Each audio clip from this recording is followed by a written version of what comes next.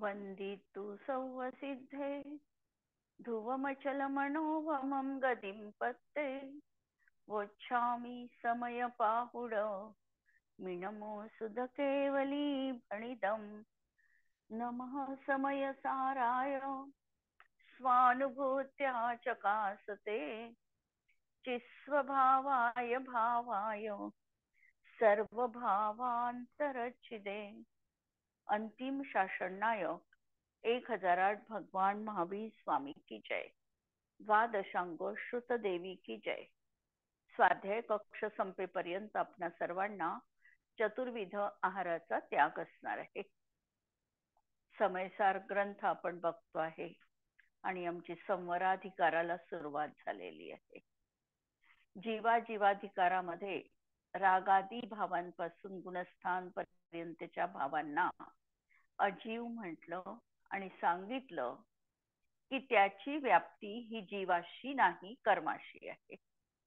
कारण कर्माशी आणि या भावांशी आम्हाला व्याप्ती संबंध दिसतो आहे, समव्याप्ती दिसते आहे आणि म्हणून ते सगळे भाव अजीव स्वभावी म्हटले। याचा अर्थ हा नाही लावायचा की ते अजीवात होतात, परंतु ते जीवाचा स्वभाव नाही आणि ते कर्मोदयाशी त्या ठिकाणी व्याप्ती संबंधाने असल्यामुळे त्यांना अजीव म्हटलेलं आहे। जीवाधिकारामध्ये कर्ता कर्म अधिकारामध्ये क्रोधादी भाव आणि उपयोग यामध्ये स्वभाव भिन्नता आहे हे सांगितलं। आत्मा चेतक पावन निराकुल आहे, तर राग चैत्य आकुलतामय आणि दुःख रूप आहे हे बघितलं। पुण्य पाप अधिकारामध्ये आम्हाला समानता दाखविली की हे सगळे समान आहे, पाप असेल पुण्य असेल जे भाव आहे समान आहे आणि दोन्हीही मोक्ष मार्ग नाही। त्यानंतर आश्रवाधिकारामध्ये देखील आम्हाला भूमिका आश्रवाची सांगताना राग द्वेष मोह हेच वास्तविक आश्रव आहे हे आचार्यांनी सिद्ध केलं। परंतु उपपत्ती लावताना मात्र पूर्वबद्ध कर्माचा उदय याला आश्रव म्हटलं। जिथे पूर्वबद्ध कर्माचा उदय आहे तिथे नवीन कर्मबंध आहे आणि नवीन कर्मबंधाचं कारण रागद्वेष आदी आहे ही सांगून थोडी उपपत्ती बदलली। याचं कारण आचार्यांना ज्ञानी आणि अज्ञानी दोनच परिणाम बघायचे, दोनच जीव बघायचे, दोन मध्येच त्यांना विभाग केला आणि म्हणून ही उपपत्ती सिद्ध करण्यासाठी अशा प्रकारची आश्रवाधिकारामध्ये भूमिका विशद केली। आणि ज्ञानीला देखील जो काही आश्रवबंध दिसतो आहे तो ज्ञान गुणाच्या जघन्य परिणामाने होतो आहे। अशा प्रकारे ज्ञानाशी संबंधित घटना तिथे सांगितली। संवराधिकारामध्ये आता क्रोध आणि उपयोग म्हणजे स्वभाव आणि विभाव यामध्ये आचार्यांना भेदविज्ञान करायचं आहे की आम्ही आज तागायत पर्यंत अनेक वेळेला मी शरीरापासून पृथक आहे हे ऐकलं, आम्ही घरदार पुत्र मित्र कलत्र यापासून पृथक आहे हे ऐकलं, परंतु जो आमच्या अंतरंगामध्ये विराजमान असलेला परिणाम आहे विभाव आहे त्याच्यापासून मात्र मी वेगळं आहे हे आम्हाला कधी ऐकायला मिळालं नाही। ही आमची एकत्व विभक्त आत्मतत्वाची कथा आम्ही कधी ऐकली नाही, त्याच्याशी आम्ही परिचित नाही, त्याच्याशी आम्ही अनुभूत नाही। आणि म्हणून आचार्यांनी ही आमच्या आत्म्याच्या एकत्वाची कथा सांगितली की तू एकरूप कशाशी आहे हे बघ, स्वभावाशी एकरूप आहे की विभावांशी एकरूप आहे। ज्याच्याशी तू एकरूप नाही तो भाव तुझा नाही आहे। तू रागाशी एकरूप नाही आहे म्हणून राग तुझा नाही, किंवा राग जीवनात राहील तर किती राहील, राग राहील, अंतर्मुहूर्तापेक्षा राग आमच्या जीवनात राहू शकत नाही। जो नष्ट होणार आहे तो तू नाही, जो चिरकाल टिकणारा आहे, अनादिकालापासून आहे, अनंत काळपर्यंत आहे तो तू आहे। विभावाचं अस्तित्व किती, विभावाच्या अस्तित्वासाठी सांगितलं की विभाव आमच्या जीवनात कर्माचा उदय आहे, त्या उदयाच्या अनुषंगाने विभाव असतो, दिसतो, होतो, पण त्या कर्माचा उदय संपला की तो भाव नष्ट झाला. क्रोध करायचं देखील आमचं सामर्थ्य नाही आहे. आम्ही क्रोध, शोक आम्ही करू शकत नाही नेहमीसाठी, पण क्षमा नेहमीसाठी आम्ही अंतरंगामध्ये ठेवू शकतो. म्हणून आचार्यांना या संवराधिकारामध्ये रागादी विभाव भाव आणि उपयोग स्वभाव यामध्ये भेद विज्ञान करवायचं आहे. आणि त्यासाठी सांगितलं की क्रोधाचे प्रदेश भिन्न आहे. जिथे प्रदेश भिन्नता आहे तिथं स्वभाव भिन्नता आहे, किंवा स्वभाव भिन्नता आहे तिथं प्रदेश भिन्नता आहे, आणि तिथे द्रव्य भेद देखील आहे. ही उपपत्ती आचार्य संवराधिकारामध्ये सिद्ध करू इच्छितात. आणि त्या अनुषंगाने आपण काल 126 नंबरचा कलश बघितलेला होता, की ज्या कलशामध्ये सांगितलं की राग आणि ज्ञान यामध्ये अत्यंत अंतर आहे. दोन कधी एक होऊ शकत नाही. दोनचा स्वभाव एकमेकांपासून विपरीत आहे. कारण ज्ञान हे चैतन्य स्वरूप आहे, तर राग जडरूप आहे. आणि म्हणून या लक्षणाच्या मंथनाने, लक्षण बघून या तथ्याच्या मंथन केलं. खूप आचार्यांनी आम्हाला नवनीत काढून दिलेला आहे. नवनीत काढण्यासाठी मंथनाची गरज आहे.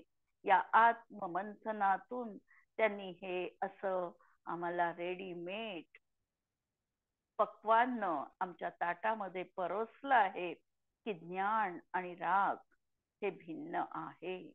या दृष्टीने रागापासून हटून ज्ञान स्वभावामध्ये आम्हाला स्थिर व्हावं लागेल.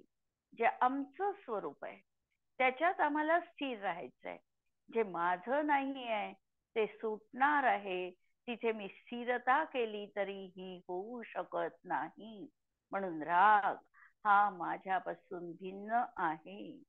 या दृष्टीने आम्हाला भेदविज्ञान करायचं आहे, आणि या भेदविज्ञानाचा अभ्यास करायचा आहे.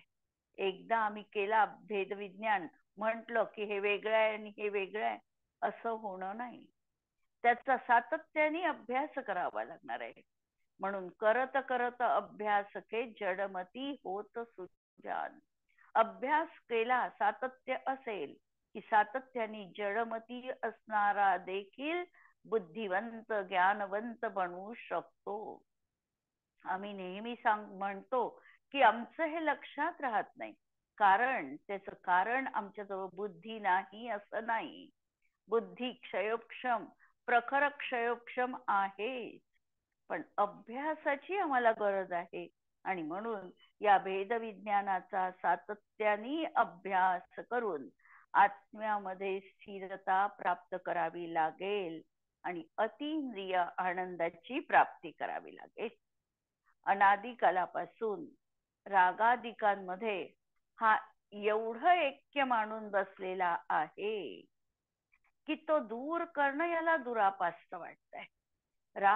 राग गेला तर माझं कसं होईल, हे भाव नसतील तर माझं जीवन व्यर्थ आहे, अशी याची विपरीत मान्यता आहे.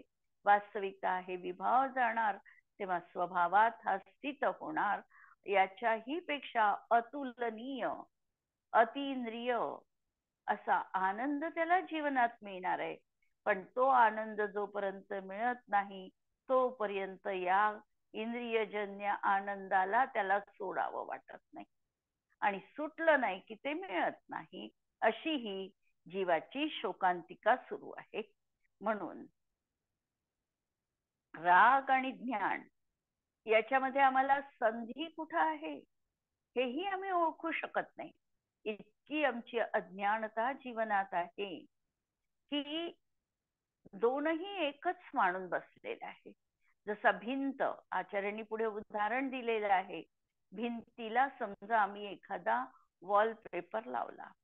वॉलपेपर लावत असताना भिंत आणि वॉलपेपर वास्तविकतः पृथक पृथक आहे, पण तेवढे एकजीव वाटतात की आम्हाला ती वेगळी आहे, आगंतुक बाब आहे, भिंतीशी फक्त वरून चिपकवलेली आहे, हे आम्हाला पटत नाही. त्याप्रमाणे राग आमच्या जीवनात आगंतुक आहे, पण राग आमचाच आहे ही भावना सदोदित आमच्या जीवनात आहे. त्याला दूर करणं आम्हाला कठीण वाटतं आणि त्याच्या संधी कुठं आहे हेही आम्हाला समजत नाही. इतकी बेमालूम रागाची आमची मैत्री आहे की राग आपला कसं अलग करायचं हेही आम्हाला जीवनात कळत नाही. मोहाच्या प्रचुरतेमध्ये भेदच दिसत नाही आणि सद्गुरूंच्या उपदेशांनी विकार आणि चैतन्य यातील भिन्नता आम्हाला आता कुठे थोडीशी आगम ज्ञानावरून ज्ञात होते आहे. सद्गुरूंचा प्रसाद आहे आणि त्यामुळे आम्हाला विकार आणि चैतन्य हे भिन्न भिन्न आहे हे जाणवत आहे. अर्थात भेद विज्ञानानेच ही संधी आमची जी जोडल्या गेलेली आहे ती निखळणार आहे. अनादी काळाची चूक समजली, दुष्प्रवृत्ती मिटली की स्थिरता जीवनात मिळणार आणि स्थिरता मिळाली की अंतर आनंद, आत्मिक आनंद, सहज आनंद आमच्या जीवनामध्ये प्राप्त होणार आहे, जो कोणत्या दुसऱ्या गोष्टींवर अवलंबून नाही. या संबंधामध्ये पंडित बनारसजी दासजी लिहितात, शुद्ध सुछंद अभेद अबाधित भेद विज्ञान सुतिच्छन आरा.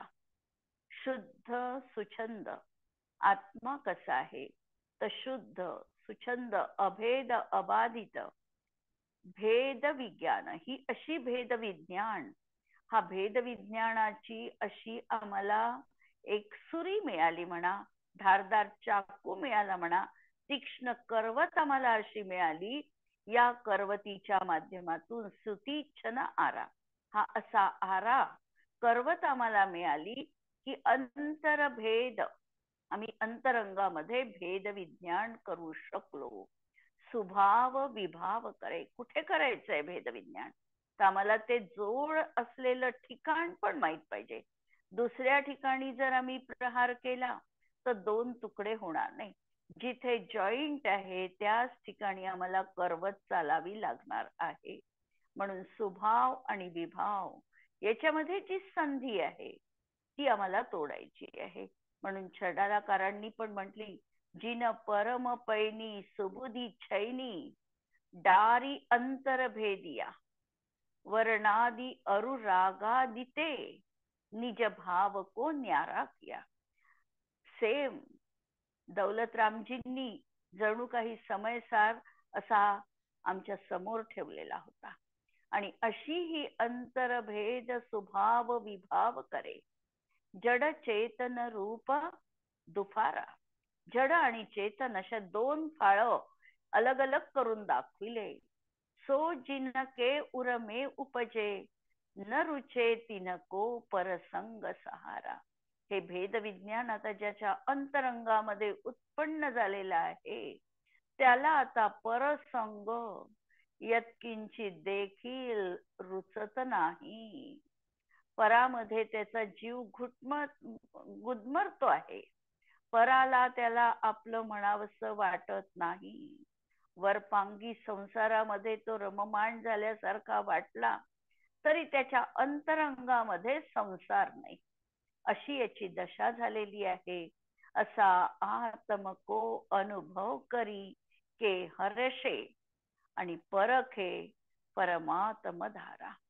तो अत्यंत हर्षित झालेला आहे, कारण एक विलक्षण अनुपम आनंद त्याच्या जीवनात मिळालेला आहे, जो आज तागायत पर्यंत त्याला कधी मिळाला नव्हता.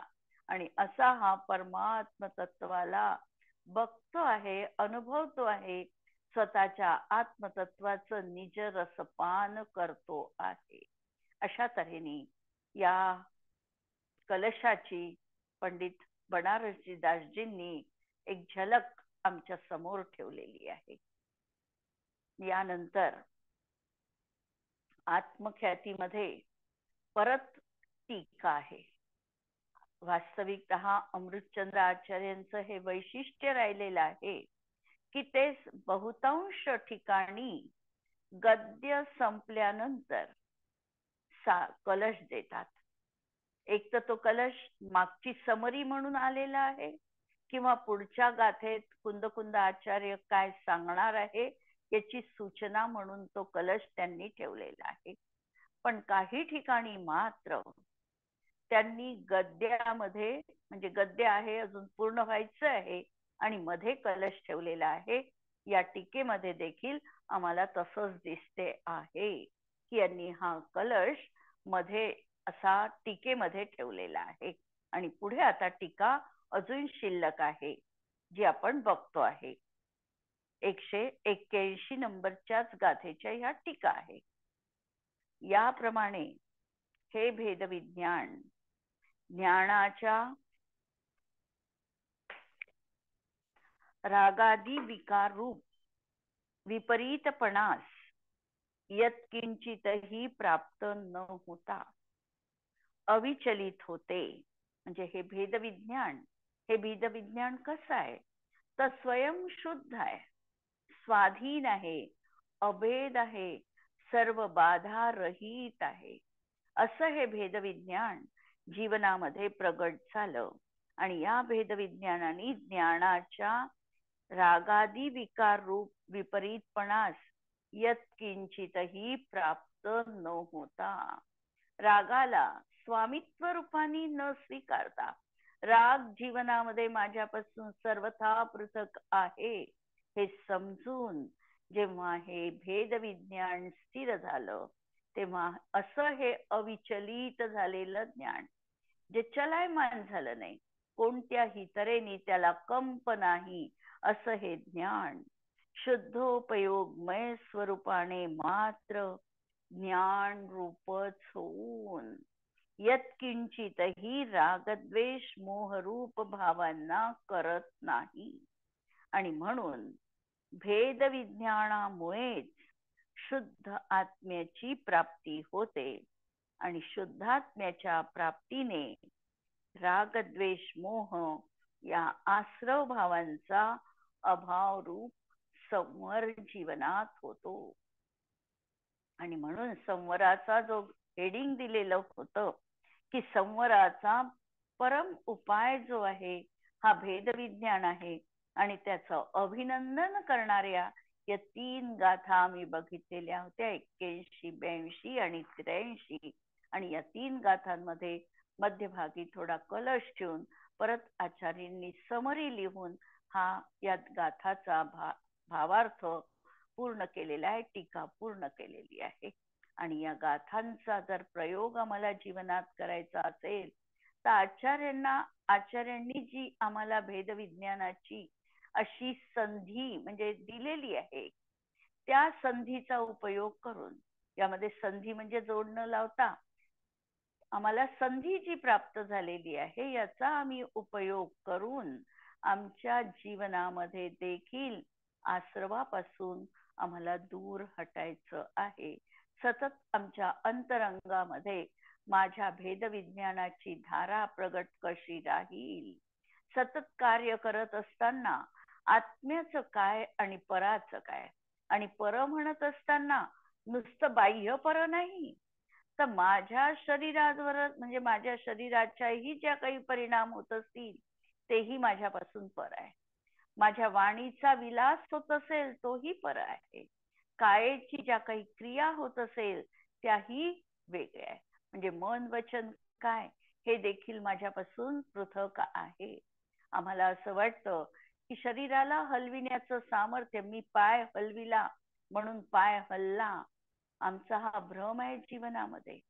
आम्हाला इथे भेदविज्ञान करायचंय की त्या पुद्गलामध्ये देखील क्रियावती शक्ती आहे आणि त्यामुळे मी फक्त माझी भावना व्यक्त केली की मला पाय हलवायचंय किंवा मला मंदिरात जायचं आहे, हा भाव करणारा जीव त्याचा कर्ता आहे. आणि जी शरीराची क्रिया झाली ती शरीराची झाली, आत्म्याची जी क्रिया झाली ती आत्म्याची झाली. आणि दोन मिळून आम्हाला ही क्रिया दिसते आहे, पण प्रत्येकाची पृथक पृथक क्रिया आहे.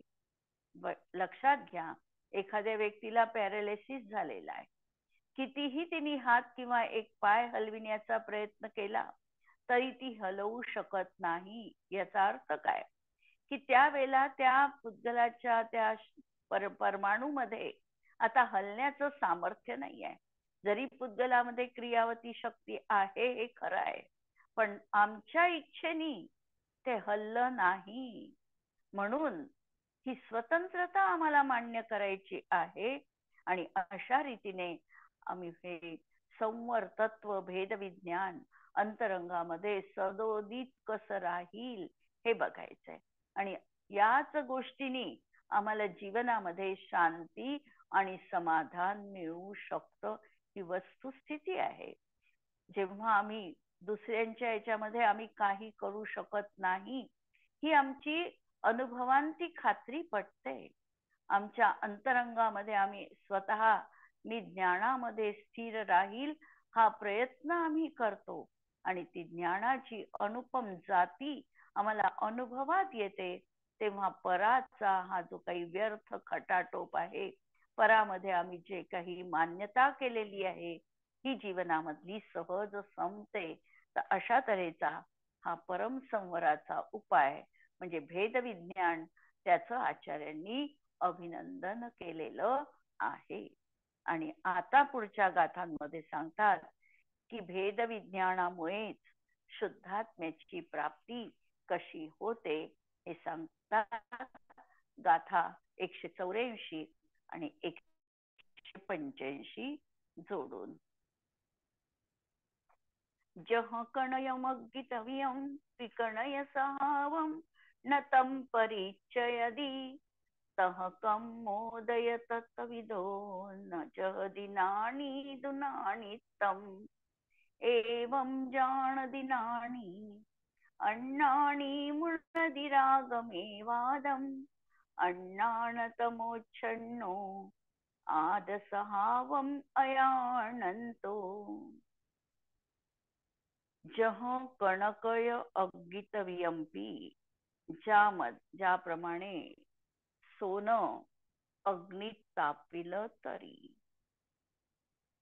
ते कणकमय सहावं न परिचयती, तरी त्या सुवर्ण आपल्या सुवर्णत्व स्वभावाला सोडत नाही. त्याप्रमाणे नाणी तू कर्मोदयत विदो, कर्मोदयाने कितीही तप्त झाला तरी देखील नानितम न जहदी, तो आपल्या ज्ञानपणाला सोडत नाही. आणि अण्णानी अनाथ तमोच्छन्नो, हा जो अज्ञानी आहे हा मात्र अज्ञानमय अंधकाराने व्याप्त होऊन आज सहावम अयानंतो, आत्मस्वभावाला न जाणता आदम रागमेव मुनदी, आत्म्याला रागरूप समजतो. या गाथेमध्ये, या दोन गाथांमध्ये आचार्य कुंदकुंदांनी आणि आचार्य अमृतचंद्रांनी सुद्धा एक महान सत्य आमच्या समोर उजागर केलेलं आहे. जे महान सत्य आम्ही आमच्या आगमामध्ये गृहीत म्हणून धरलेलं आहे, ते अगदी कधीही न बदलणारं असं त्रैकालिक स्वाभाविक सत्य आहे. आणि ते सत्य या गाथेमध्ये आचार्यांनी उजागर केलेला आहे की जो वस्तू स्वभाव आहे, वस्तू आपल्या स्वभावाचा त्याग कधीही करत नाही. सोनं कितीही तप्त झालं तरी ते आपल्या सुवर्ण भावाला कधीही सोडत नाही. उदाहरण दिलं आचार्यांनी. त्याप्रमाणे कोणतीही वस्तू जगामधली असेल तर जगामधली कुठलीही वस्तू, त्या वस्तूचा जो स्वभाव आहे, या स्वभावाला ती कधीही त्याग करू शकत नाही. आम्ही जे सामान्य गुण मांडलेले आहे, या सामान्य गुणामध्ये हाही गुण मांडलेला आहे की वस्तू पराचं ग्रहण करू शकत नाही आणि त्याच्यामधून एक अंश परमाणू, एक कण देखील बाहेर जाऊ शकत नाही. आत्म्याचे जे काही नियत प्रदेश आहे ते नियत प्रदेश, त्याच्यामधला एक प्रदेशही पररूप कधी झाला नाही. आत्म्याच्या संपूर्ण प्रदेशांवर गुण जे अभिव्यक्त आहे त्यातील एक गुणही कधी निघून गेलेला नाही आणि पुद्गलाचा गुण कधी आत्म्याने ग्रहण केला नाही. दोन्हीही एका निकट प्रदेशावर व्याप्त आहे, वसत आहे. परंतु असं असताना सुद्धा कधीही एका द्रव्याने दुसऱ्या द्रव्यामध्ये प्रवेश केला नाही. आपलं उल्लंघन त्यांनी कधीही केलं नाही. जर त्यांनी आपले प्रदेश सोडून दुसऱ्यामध्ये तो गेला, असं अतिक्रमण त्यांनी जर केलं तर वस्तूचाच मुळात उच्छेद होणार आहे.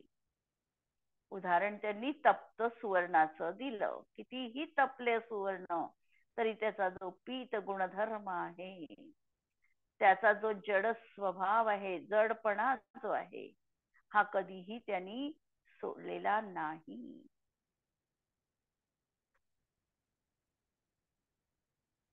ज्याला उपरोक्त भेदविज्ञान आहे, म्हणजे हे भेदविज्ञान झालेलं आहे की काय, की स्वभाव आणि विभाव हे वेगवेगळे आहे, याची उपलब्धी त्याला झालेली आहे.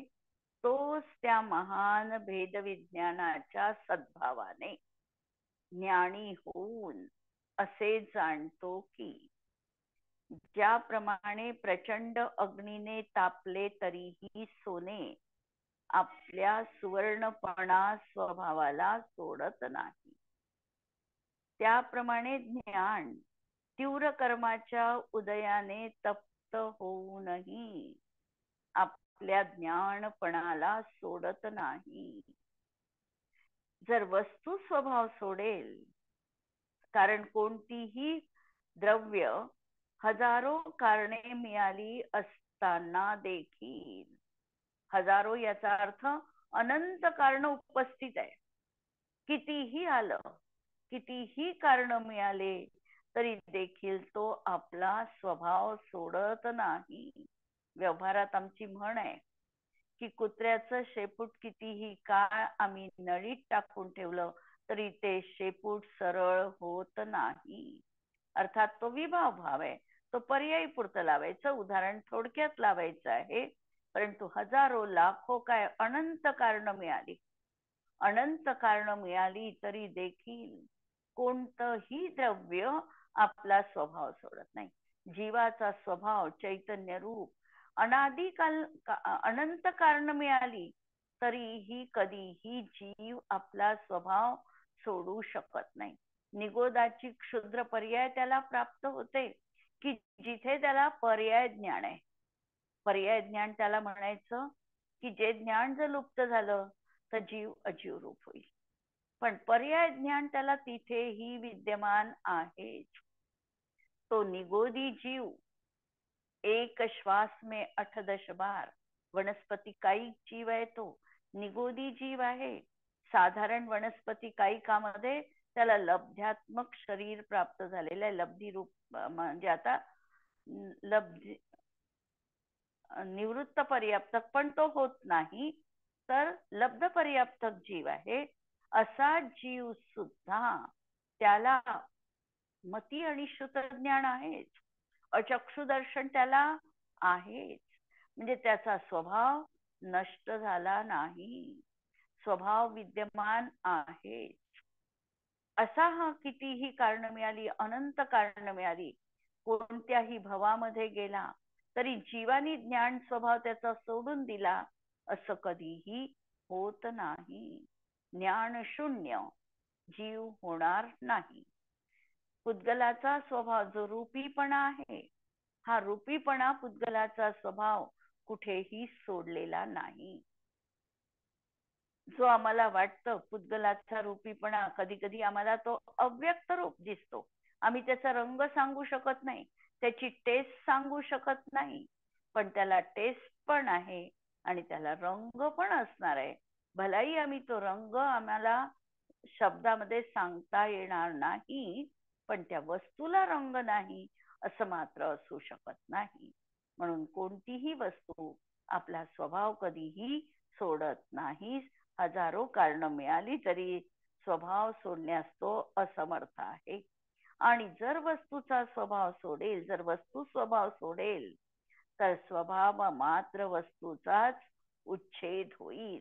जर त्यांनी स्वभाव सोडून दिला तर त्याच्या स्वभावाचाच उच्छेद होईल. एक सहज कथा आठवली. एक साधू आहे आणि हा साधू रस्त्याने चाललेला आहे. जात असताना त्याला एका ठिकाणी नदीला पूर आलेला दिसला. त्या नदीच्या पुरामध्ये एक विंचू वाहत येत होता.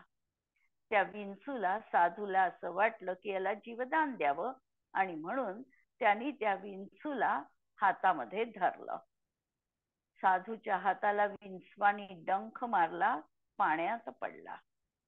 परत त्या साधूनी परत त्या विंचवाला वाचविण्यासाठी हाताने त्याला उचललं.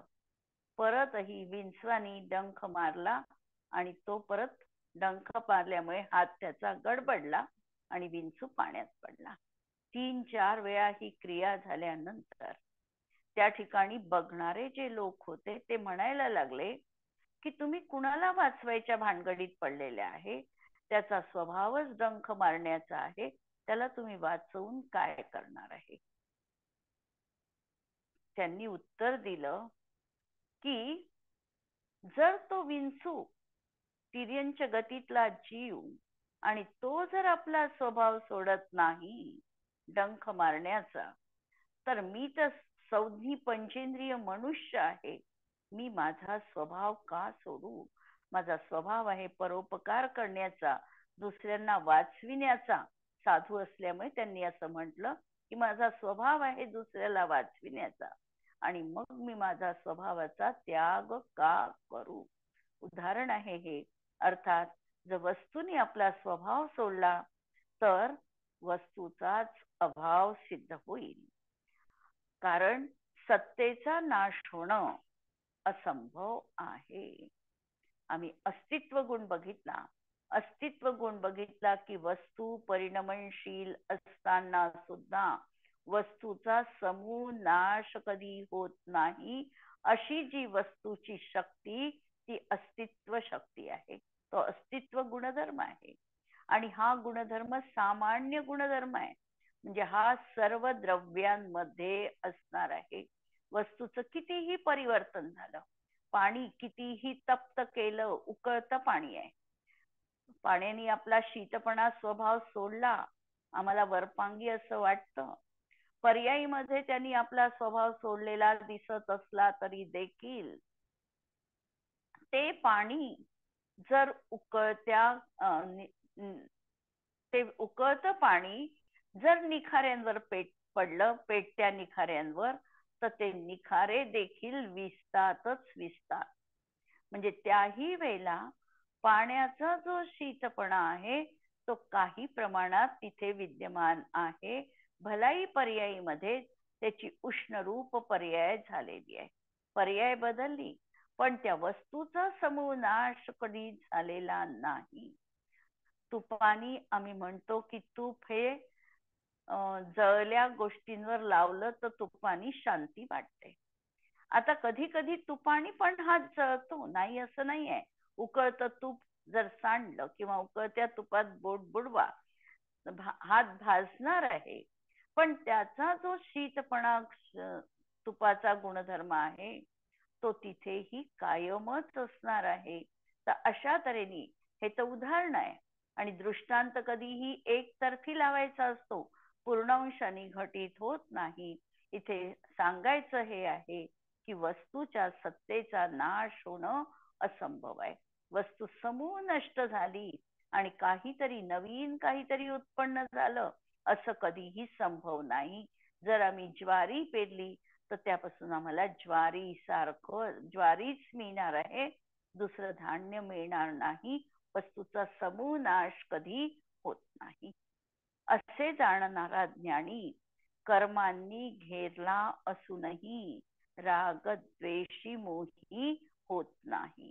आता हा असा कितीही कर्माचा उदय आला त्याला, अशुभ कर्माचा उदयाला, पाप कर्माचा उदयाला, तीव्र समस्या त्याच्या जीवनात असल्या तरी देखील त्याचं धैर्य कधी संपत नाही, त्याची ज्ञानपणाची दृष्टी कधी नष्ट होत नाही.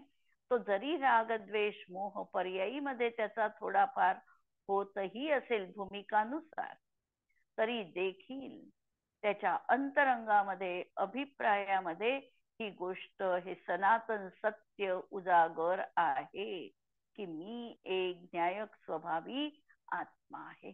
आणि हेच सत्य आम्हाला आयुष्यभर आमच्या अंतरंगामध्ये धारण करायचं आहे. आज आपण इथे थांबतो आहे. जिनवाणी के ज्ञान ते तुझे लोकालो, सो जिनवाणी मस्तक नमो सदा देत हूँ हो. नमो अरिहंताणम, नमो सिद्धाणम, नमो आयर्याणम, नमो वज्रायाणम, नमो लोए सवसाहुणम. सर्वांना जय जिनेंद्र.